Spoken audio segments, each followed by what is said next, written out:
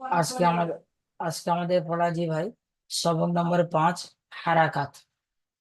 হারাকাত মানে আপনার কোনো অক্ষরের সাথে, যেমন আমরা বাংলা ভাষায় পড়েছিলাম কয় আকারে কা, কর সঙ্গে আকার লাগানো, ইকার লাগানো, এগুলো পড়েছিলাম।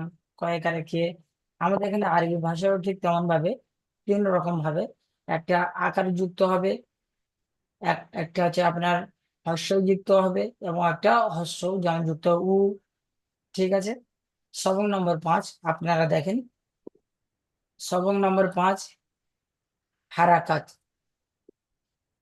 জাবর, এটাকে বলা হয় উপরে থাকলে, যেমন অক্ষরের উপরে এরকম লম্বা দাঁড়িয়ে থাকলে এটাকে বলা হয় জাবর। অক্ষরের নিচে এরকম লম্বা দাঁড়িয়ে থাকলে এটাকে বলা হয় জের। এবং অক্ষরের উপরে এরকম গোল এরকম গোল চিহ্ন থাকলে আপনাকে বলা হয় পেশ। যেমন দেখতে পাচ্ছেন উপরে রয়েছে। তো এটাকে বলা হয় পেশ। তো জবর, জের এবং পেশ। এই জবরের উচ্চারণ কেমন হয়? জবরের উচ্চারণ আ, যেমন কোন অক্ষরের সাথে আমরা যোগ যুক্ত করলে, যেমন হামজা জবর, হামজা জবর আ। এবং হামজার নিচে যদি এটা জের পড়া হয়, জেরটা পড়া হয় নিচেই এরকম থাকলে তখন এটা জের বলা হয়। নিচে এরকম লম্বা দাঁড়িয়ে থাকলে এটা জের বলা হয়। তখন হামজা জের ই, হামজা জের ই, ওটা ই উচ্চারণ হয়। তাহলে জবরের উচ্চারণ আ, জেরের উচ্চারণ ই, এবং পেশের উচ্চারণ হয় উ। যেমন পেশ থাকলে, হামজার উপরে এরকম পেশ থাকলে ওটাকে আমরা বলবো হামজা পেশ উ, হামজা পেশ উ। তাহলে আমাদের এখানে দেখতে হবে জবরের উচ্চারণ হলে এরকম লম্বা উপরে দাঁড়িয়ে থাকলে এটা জবর বলা হয়, একে বলা হবে, এর উচ্চারণ হবে আ। কোন অক্ষরের নিচে এরকম লম্বা দাঁড়িয়ে থাকলে একে বলা হবে জের, এর উচ্চারণ হবে ই। এবং কোন অক্ষরের উপরে এরকম প্রেস গোল গোল চিহ্ন থাকলে একে বলা হবে প্রেস। এই যেমন রয়েছে কোন অক্ষরের উপরে এরকম গোল চিহ্ন থাকলে বলা হবে পেশ, এর উচ্চারণ হবে আপনার উ। ঠিক আছে ভাই। তাহলে আমরা জানতে পারলাম কার কি উচ্চারণ হবে এবং কে কখন আসে। উপরে থাকলে হামজা, নিচে থাকলে জের, উপরে এরকম গোল থাকলে পেশ। চলেন, জবর জের পেশ কে হারাকাত বলে। জবর জের পেশ কে কি বলে ভাই? হারাকাত বলে। যে আপনারা আমার কথা শুনতে পাচ্ছেন? জি হুজুর। জি, চলেন। শোনা যাচ্ছে। জি, তাহলে দেখেন, আহ জবর জের পেশকে, এই জবর জের পেশ এটাকে আমরা কি বলবো? হারাকাত বলে। তারপরে দেখেন, দ্বিতীয় নম্বর, প্রতিটি অক্ষরের সাথে জবর জের পেশ লাগিয়ে উচ্চারণ করুন। প্রতিটা অক্ষরের সঙ্গে জবর লাগিয়ে উচ্চারণ করতে হবে, তারপরে জের লাগিয়ে উচ্চারণ করতে হবে, তারপরে পেশ লাগিয়ে উচ্চারণ করতে হবে। মানে প্রতিটা অক্ষরের সঙ্গে জবরের লাগালে জবরের অনুশীলন আছে নিচে, এখানে অনুশীলনটা পড়তে হবে, উচ্চারণ করতে হবে। যেমন রয়েছে প্রতিটা অক্ষরের সঙ্গে জবর লাগিয়ে রয়েছে পড়াটি। তারপরে দেখেন প্রতিটা অক্ষরের সঙ্গে আবার জের, দেখেন এখানে জের, যে নিচেই সব দেখেন, এখানে নিচে জের লাগিয়ে একটা অনুশীলন করা রয়েছে। তারপরে আবার পেশ লাগিয়ে আবার প্রতিটা অক্ষরের অনুশীলন করা রয়েছে। তাহলে প্রতিটা অক্ষরকে আমরা 3 রকম ভাবে জবর জের পেশ লাগিয়ে উচ্চারণ করব। তাহলে প্রথম প্রশ্ন, আপনার জবর জের পেশকে হারাকাত বলে, এবং প্রতিটি অক্ষরের সাথে জবর জের পেশকে লাগিয়ে উচ্চারণ করতে হবে। এবং আমরা একটা পড়েছিলাম যে আলিফ, আলিফ সর্বদা খালি হয়। আলিফ এরকম থাকলে, আমরা এতদিন পড়েছিলাম এটা আলিফ, কিন্তু যখন এই আলিফের উপরে জবর যুক্ত হবে তখন এই আলিফটা হামজা হয়ে যাবে। ঠিক আছে ভাই।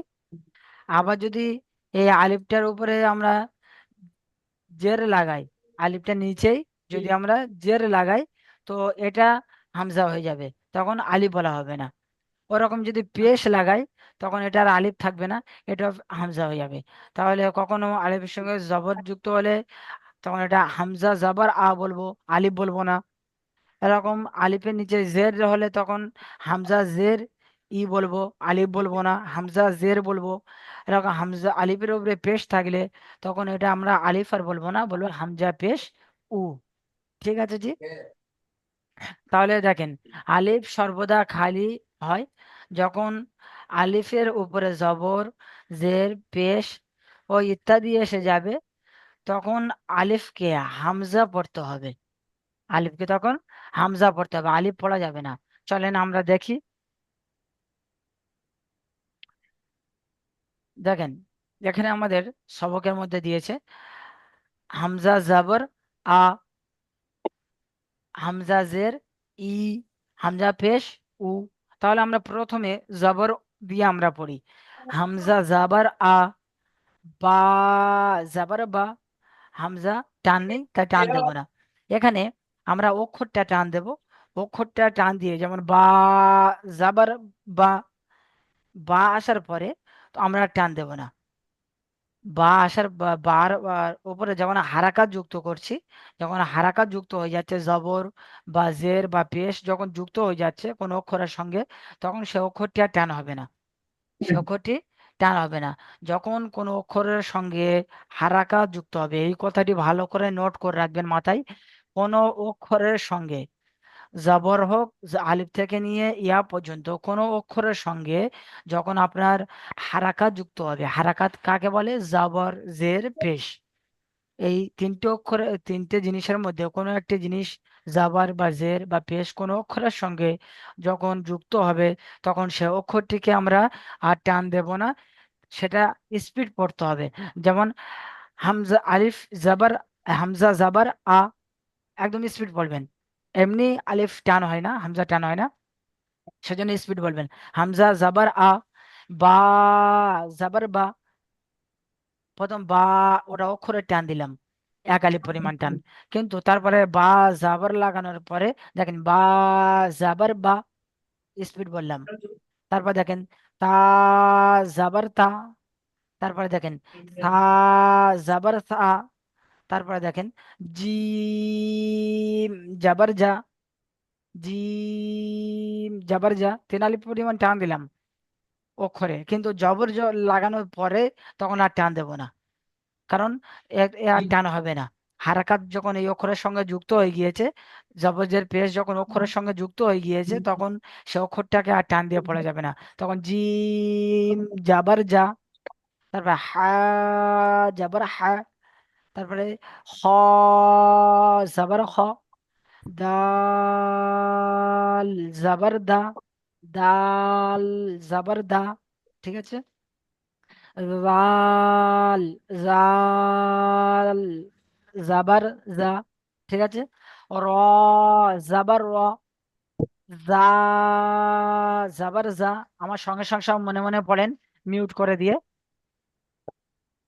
সিন জাবার সা, শিন জাবার শা, صاد زبر صا، ضاد زبر ضا، طا زبر طا، ظا زبر ظا، عين زبر ع، غين زبر غا، فا زبر فا، قاف زبر قا، কাফ জাবার কা، লাম জাবার লা, মিম জাবার মা, নুন জাবার না, ওয়াও জাবার ওয়া, হা জাবার হা, হামজা জাবার আ। এখানে হামজা টান হবে না, এমনি হামজা যে অক্ষরের টানটা সেটা হয় না, সেই জন্য টান হবে না। হামজা জাবার আ, ইয়া জাবার ইয়া। তাহলে আমরা প্রতি অক্ষরের সঙ্গে জবর লাগিয়ে লাগিয়ে আমরা পড়ে নিলাম। চলেন আমরা এর অনুশীলনে যাই। দেখেন,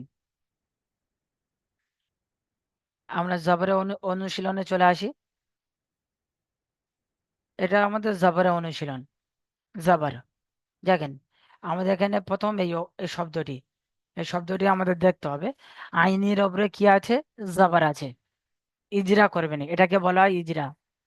প্রথমে আমি যেটা বলে দিচ্ছি, প্রথমে বানান করবেন। যেমন আইন জবর আ, তারপরে বা জবর বা, আবা, আ বা, আবা, দাল জবর দা, আবাদা। প্রতিটা অক্ষর কেটে কেটে বানান করবে, একটা অক্ষর অক্ষর বলবেন, তারপরে আবার একটি অক্ষর পড়ে নিয়ে তার অক্ষরের সঙ্গে ঝুলিয়ে দেবেন।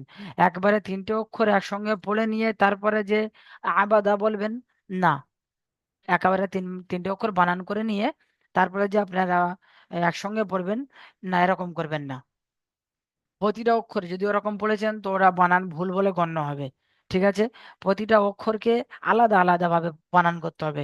প্রথম আইন জবর আ, বা জবর বা, আবা, দাল জবর দা, আবাদা। ঠিক আছে? তারপরটা দেখেন, কাফ জবর কা। হ্যাঁ, প্রথম প্রথম যেটা আমরা আবাদা পড়লাম, প্রথম বানান করে পড়ে নিলেন। তারপরে পড়বেন আইনের উপরে জবর আছে, আইনের উপরে জবর আছে, বা আইনের উপরে হারাকাত আছে। হারাকাত যুক্ত অক্ষরকে তাড়াতাড়ি পড়তে হবে, টান দেওয়া যাবে না।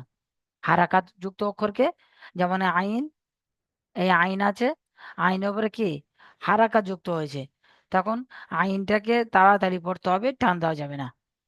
প্রতিবারে বলতে হবে, প্রতিটা অক্ষরে বলতে হবে। আইনের উপরে জবর আছে বা আইনের উপরে হারাকাত আছে, হারাকাত যুক্ত অক্ষরকে তাড়াতাড়ি পড়তে হবে, টান দেওয়া যাবে না। তারপরে বার উপরে হারাকাত আছে, হারাকাত যুক্ত অক্ষরকে তাড়াতাড়ি পড়তে হবে, টান দেওয়া যাবে না। তারপর দাল জবর দা, দালের উপরে জবর আছে, জবর, আহ, আহ, দালের উপর জবর আছে বা হারাকাত আছে, হারাকাত যুক্ত অক্ষরকে তাড়াতাড়ি পড়তে হবে, টান দেওয়া যাবে না। এটাকে বলা হয় ইজরা। এটাকে কি বলা হয়? ইজরা। তাহলে প্রথম বানান, এটা প্রথম বানান করলেন আবাদাটা। তারপরে এই বানান করার পরে আমি টান কেন দিলাম না, এখানে কি কারণে আমি টানটা দিলাম না? আবাদা আমি স্পিড বললাম কেন? আমি বলতে পারতাম তো আবাদা বা আবাদা বা আবাদা, এমন বলতে পারতাম। কিন্তু আমি কোথাও টান দিলাম না কেন? কারণ এখানে এটাই, যে আইনের উপরে জবর আছে, জবরকে হারাকাত বলে। আর হারাকাত যুক্ত অক্ষরকে টান দেওয়া যাবে না, তাড়াতাড়ি পড়তে হবে। বার উপরে জবর আছে, জবরকে হারাকাত বলে। হারাকাত যুক্ত অক্ষরকে, হারাকাত যে অক্ষরের সঙ্গে থাকবে সে হারাকাত যুক্ত অক্ষরকে তাড়াতাড়ি পড়তে হবে, টান দেওয়া যাবে না।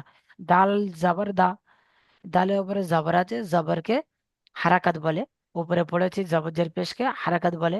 তো দালের উপরে জবর আছে, জবরকে হারাকাত বলে। হারাকাত যুক্ত অক্ষরকে তাড়াতাড়ি পড়তে হবে, টান দেওয়া যাবে না। ঠিক আছে ভাই?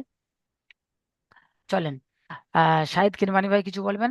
আপনি বলেন তো ভাই, জি। বলেন। ও ক্লাসে ছিলাম না, একটু ব্যস্ত ছিলাম, এলাম ওই জন্য। ও জি, ঠিক আছে। চলেন মিউট করে নেন। চলেন, তারপরে আমরা যাই কাসাবা। কাসাবা, এখানে কাসাবা কিছু টান হবে, কাফ জবর কা, সিন জবর সা, তাহলে কাসা, বা জবর বা, কাসাবা। ঠিক আছে? টান হবে না। তারপরে বলবেন কাফের উপরে জবর আছে, জবর হারাকাত, হারাকাত যুক্ত অক্ষরকে তাড়াতাড়ি পড়তে হবে, টান দেওয়া নিষেধ, টান দেওয়া যাবে না। সিনের উপরে জবর আছে, জবর হারাকাত, হারাকাত যুক্ত অক্ষরকে তাড়াতাড়ি পড়তে হবে, টান দেওয়া যাবে না। বা জবর বা, বার উপরে জবর আছে, জবর হারাকাত, হারাকাত যুক্ত অক্ষরকে তাড়াতাড়ি পড়তে হবে, টান দেওয়া যাবে না। তারপরে বলবেন কাসাবা। ঠিক আছে? তারপরে দেখবেন সাজাদা। প্রথমে বানান করবেন, আগে রিডিং পড়বেন না, আগে বানান করবেন কেটে কেটে। যেমন সিন জাবার সা, তারপর জিম জাবার জা, সাজা। একটা একটা অক্ষরকে কেটে কেটে বানান, সাজা। তারপর দাল জাবার দা, সাজাদা। ঠিক আছে? তারপরে বলবেন সিনের ওপরে জাবার আছে, জাবারকে হারাকাত বলে। হারাকাত যুক্ত অক্ষরকে তাড়াতাড়ি পড়তে হবে, টান দেওয়া যাবে না। জিমের ওপরে হারাকাত আছে, হারাকাত যুক্ত অক্ষরকে তাড়াতাড়ি পড়তে হবে, টান দেওয়া যাবে না। দালের উপরে হারাকাত আছে, হারাকাত যুক্ত অক্ষরকে তাড়াতাড়ি পড়তে হবে, টান দেওয়া যাবে না। ঠিক আছে, চলেন তারপরে এটা একসঙ্গে বলবো, সাজাদা। এভাবে আমরা পড়াটি তৈরি করব। প্রথম বানান, তারপরে ইজরা, মানে কি কারণে আমি একে টান দিচ্ছি না, ঠিক আছে, সেটা বলতে হবে। তারপরে সেটা একদম রিডিং, একদম টানা পড়তে হবে। ঠিক আছে ভাই, চলেন তারপর আমরা যাই জেরের, জেরের ব্যাপারটা। জেরটা আমরা কেমন ভাবে বলবো দেখেন, আমরা এখানে জের আছে, প্রতিটা অক্ষরের নিচে জের আছে। আমি বলেছি আলিফ সব সময় খালি থাকে, আলিফের সঙ্গে যখন হারাকাত জবর জের পেশ কিছু যুক্ত হয়ে যাবে তখন আলিফ হামজা হয়ে যাবে। তাহলে এটা আমরা আলিফ বলবো না, হামজা জের ই, হামজা জের ই। তারপর দেখেন বা জের বি, তারপর দেখেন তা জের তি, তারপর দেখেন সা জের সি, তারপর দেখেন জিম জের জি, তারপর দেখেন হা জের হি, তারপর দেখেন খ জের খি, দাল জের দি, জাল জের জি, তারপর দেখেন র জের রি, তারপর দেখেন জা জের জি, তারপর দেখেন সিন জের সি, তারপর দেখেন শিন জের শি, তারপরে দেখেন সদ জের সি, তারপরে দেখেন যদ জের দুই, তারপরে দেখেন ত জের তুই, ত জের তুই, তারপর দেখেন জ জের জুই, তারপর দেখেন আইন জের ই, গইন জের গি, ফা জের ফি, কফ জের কি, কাফ জের কি, লাম জের লি, মিম জের মি, নুন জের নি, ওয়াও জের উই। এটা বর মতো বলবো, পুরো ব বলবো না, মুখটাকে একদম ব ব করবো না, মুখ খুলে রাখবো, কিন্তু জের লাগে হালকা উই, উই উচ্চারণ করব। সবাই আমার সঙ্গে সঙ্গে মুখে মুখে পড়েন, মিউট করে দিয়ে পড়েন, বলেন ওয়াও জের উই, উই। মুখটা ঠোঁট একলা বি বলবো না, বি বলবো না, উই, উই। ওয়াউজের উই, ওয়াউজের, ওয়াউজের উই।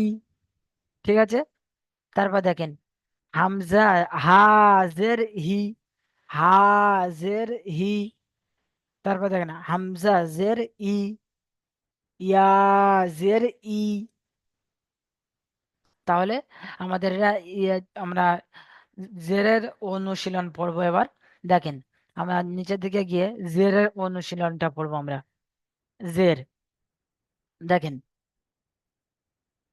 ইবিলি, হামজা জের ই, হামজা জের ই, বা জের বি, ইবি, লাম জের লি, ইবিলি। আমি বলেছি জবরের উচ্চারণ আকার উচ্চারণ হবে, জেরের উচ্চারণ হস্যই উচ্চারণ হবে, এবং পেশের উচ্চারণ উ উচ্চারণ হবে। তাহলে কি হলো ইবিলি, হামজা নিচে জের, জের হারাকাত, হারাকাত যুক্ত অক্ষরকে তাড়াতাড়ি পড়তে হবে, টান দেওয়া নিষেধ, ইজরা। বার নিচে জের, জেরকে হারাকাত বলে, হারাকাত যুক্ত অক্ষরকে তাড়াতাড়ি পড়তে হবে, টান দেওয়া নিষেধ। লামের নিচে জের, জের যুক্ত অক্ষরকে লামের নিচে জের, জেরকে হারাকাত বলে, আর হারাকাত যুক্ত অক্ষরকে তাড়াতাড়ি পড়তে হবে, টান দেওয়া নিষেধ, সেজন্য আমরা টান দিচ্ছি না। তাহলে কি হলো ইবিলি। তারপরে একটা দেখেন খ জাবর খ, খ জাবর খ, ত জের তুই। তাহলে জের উচ্চারণ খ হলো আর জের উচ্চারণ ই হলো, তাহলে কি হলো ক আতি, কি হলো ফতি, ফতি, ফা জাবর ফা, ফতি ফা। ঠিক আছে, তারপরে খর উপরে জাবার, জাবারকে হারাকাত বলে, হারাকাত যুক্ত অক্ষরকে তাড়াতাড়ি পড়তে হবে, টান দেওয়া যাবে না। ত জের তীর, তোর নিচে জের, জেরকে হারাকাত বলে। হারাকাত যুক্ত অক্ষরকে তাড়াতাড়ি পড়তে হবে, টান দেওয়া যাবে না। ফার উপরে জাবর, জাবরকে হারাকাত বলে। হারাকাত যুক্ত অক্ষরকে তাড়াতাড়ি পড়তে হবে, টান দেওয়া যাবে না। তাহলে কি হলো? খতিফা, টান হবে না। তারপর দেখেন, জিম জাবার যা, জিম জাবার যা। তারপরে জা জের জি, যা জাজি, জিম জবর যা, আর যা জাজের জি, জাজি, জাজি, জাজি। আইন জবর আ, জাজি আ। কি হলো? জাজি আ। দেখেন, ইজরা করেন। জিমের উপরে জাবর, জাবরকে হারাকাত বলে। হারাকাত যুক্ত অক্ষরকে তাড়াতাড়ি পড়তে হবে, টান দেওয়া যাবে না। জার নিচে জের, জেরকে হারাকাত বলে। হারাকাত যুক্ত অক্ষরকে তাড়াতাড়ি পড়তে হবে, টান দেওয়া যাবে না। আইনের ওপরে জাবর, জাবরকে হারাকাত বলে। হারাকাত যুক্ত অক্ষরকে তাড়াতাড়ি পড়তে হবে, টান দেওয়া যাবে না। তাহলে কি হলো? জাজি আ, জাজি আ। ঠিক আছে, এমন ভাবে আমরা পড়াটা করে নিয়ে আসবো। প্রথমে বানান, তারপরে ইজরা। মানে কি কারণে এটা টান হবে না, স্পিড পড়তে হবে কেন, সেটা পড়তে হবে। এর মূল কায়দাটা কি, এবং মূল কায়দা হলো কি, ওটাই। জবর জের পেশ যুক্ত অক্ষরকে তাড়াতাড়ি পড়তে হবে, টান দেওয়া যাবে না। চলেন তারপরে উপরে আমরা পেশের পড়াটি আবার পড়ে আসি। দেখেন, এখানে পেশ অক্ষরের সঙ্গে আবার জুড়ে জুড়ে দিয়েছেন। হামজা পেশ উ, বা পেশ বু, তা পেশ তু, সা পেশ সু, জিম পেশ জু, হা পেশ হু, খ পেশ খু, দাল পেশ দু, জাল পেশ জু, র পেশ রু, জা পেশ জু, সিন পেশ সু, শিন পেশ সু, صاد পেশ সু, ضاد পেশ জু, ط পেশ তু, ظ পেশ জু, আইন পেশ উ, غين পেশ গু, ফা পেশ ফু, قاف পেশ কু, কাপ পেশ কু, লাম পেশ লু, মিম পেশ মু, নুন পেশ নু, ওয়াও পেশ উ। হালকা বর মতো না, বু বলবেন, পুরো বু বলবেন না। উ, মুখ খুলে উ। তারপরে হামজা পেশ উ। তারপরে হা পেশ হু, হা পেশ হু। তারপরে হামজা পেশ উ, ইয়া পেশ ইউ, ইয়া পেশ ইউ। ঠিক আছে ভাই, চলেন আমরা আবার পেশের অনুশীলনটা পড়ে আসি।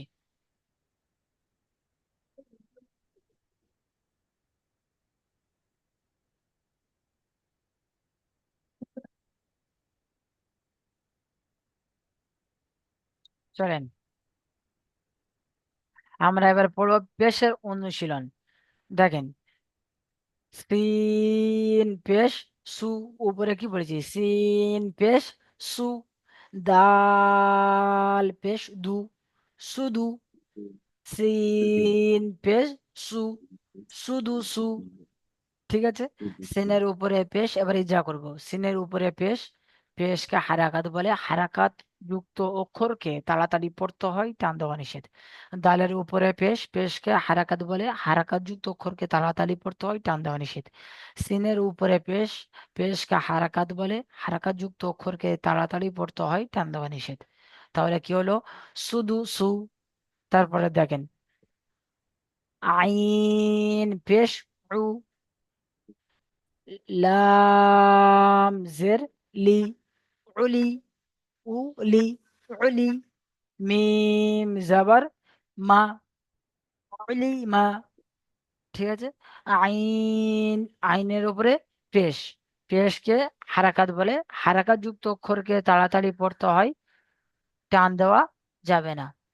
লামের নিচে জের, জেরকে হারাকাত বলে, হারাকাত যুক্ত অক্ষরকে তাড়াতাড়ি পড়তে হবে, টান দেওয়া যাবে না।